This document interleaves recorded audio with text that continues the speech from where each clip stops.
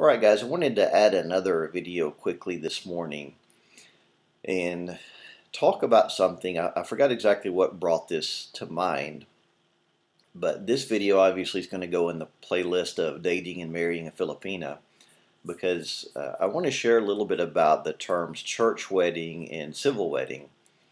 Those terms may get confusing if you're looking for some information online or want to know what the difference is. And the reason it can get a bit confusing is in the Philippines, generally speaking, when you talk about a church wedding, what is meant by that is a wedding that is happening inside the Roman Catholic Church.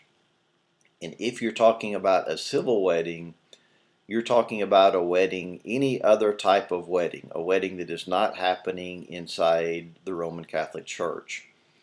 And I remember my wife and I were talking about this yesterday.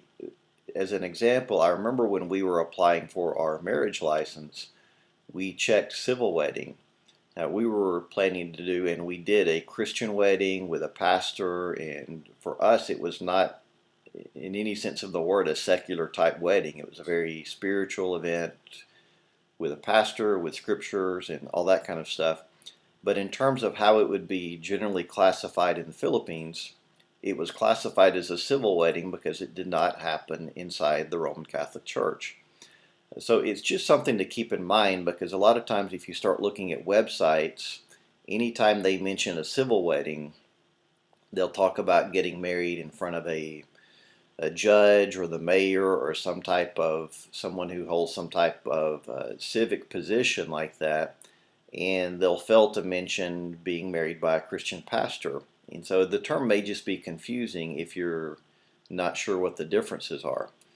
Now, one thing I need to add here, so I've mentioned in another video some of the steps that you have to do, that both of you have to have birth certificates, you and your spouse, or you and your fiance have to present those, and then you both need legal proof of capacity to marriage. She can apply for that in the Philippines, and you would go to the U.S. Embassy and get an affidavit. Once you get those and get your marriage license, then you can do a civil wedding at any point in time. If you're going to do a church wedding, meaning you're going to do a wedding inside the Catholic Church, then there are other things you would have to do. You would have to talk to the priest and I think present baptismal certificates. There are all these other steps. I won't get into that because I'm not familiar with those details. So I just thought I would share that and hopefully clarify that, again, a civil wedding in the Philippines is any wedding, generally speaking, that does not happen inside the Catholic Church. Now, one thing I'll add here quickly, and I think I mentioned this in the other video, is let's say you're planning to have a Christian wedding. You're going to have that wedding in a Christian church. You're going to have it in, as my wife and I did, another type of venue. We were in this hotel banquet hall kind of thing. One thing that's very important is you need to be sure that whoever does your ceremony, if you do a civil wedding, has registered with the government to be legally qualified to sign your marriage certificate and file it, because it's a little bit different in the Philippines than here in the States.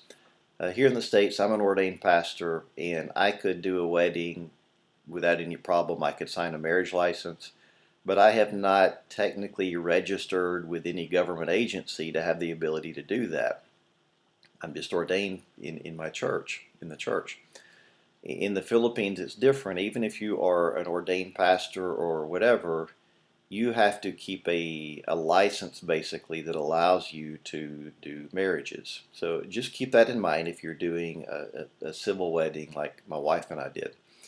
So anyway, hopefully that helps clarify a few things, because again, when I look at websites, usually when they talk about a civil wedding, they talk about going in front of a judge or a mayor, which that's certainly something you can do if you decide to.